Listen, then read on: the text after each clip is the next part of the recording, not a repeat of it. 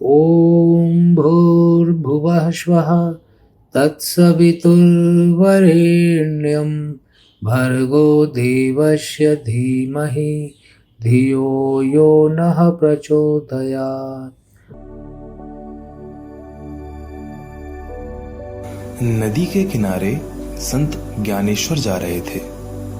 समीप में एक बच्चा नदी में स्नान कर रहा था और एक महात्मा जप कर रहे थे। एकाएक बच्चे का पैर फिसला और वह नदी में बहने लगा। लड़का सहायता के लिए चिल्लाया, बचाओ बचाओ, पर महात्मा अपने जप में लगे रहे। एक बार डूबते बालक को देख लिया और फिर आंखें बंद कर ली। संत ज्ञानेश्वर बिना विलंब किए नदी में कूद पड़े और डूबते बालक को बाहर खींच लाए। किनारे पर जप कर रहे महात्मा से संत ज्ञानेश्वर ने पूछा, आप क्या कर रहे हैं? महात्मा ने कहा, जप कर रहे हैं, और पुनः आंखें बंद कर ली।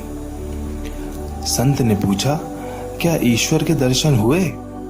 महात्मा ने उत्तर दिया, नहीं, मन स्थिर नहीं हो रहा है। संत ज्ञानेश्वर ने कहा, होगा भी कैसे?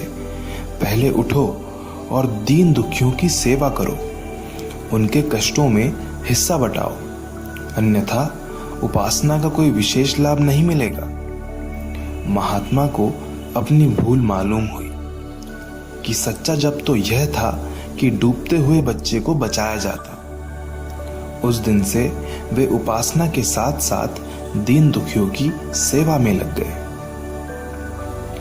प्यारे बच्चों, हमें भी इस कहानी से शिक्षा लेनी चाहिए कि मन लगाकर पढ़ाई करना तो सफल होने के लिए आवश्यक है ही, परंतु पढ़ाई के साथ साथ हमें जितना संभव हो सके दूसरों की सहायता भी करनी चाहिए।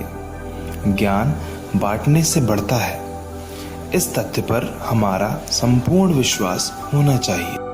इतना ही नहीं, यदि आपका कोई मित्र हो जिसे किसी प्रकार की सहायता की आवश्यकता हो, तो आपको अपनी सामर्थ्य के अनुसार बिना किसी स्वार्थ के उसकी सहायता करने का प्रयास करना चाहिए।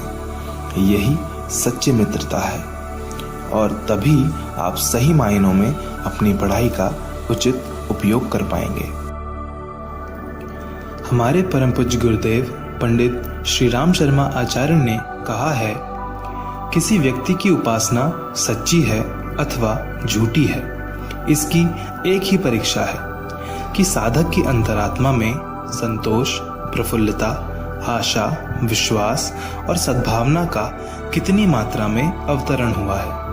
यदि यह गुण नहीं आए हैं और हीन वृत्तियां घेरे हुए हैं, तो समझना चाहिए कि वह व्यक्ति चाहे जितनी पूजा पाठ क्यों न करता हो, उपासना से अभी बहुत दूर है। धन्यवाद।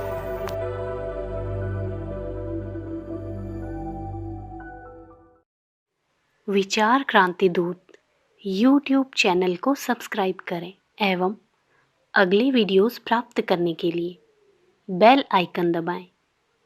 धन्यवाद।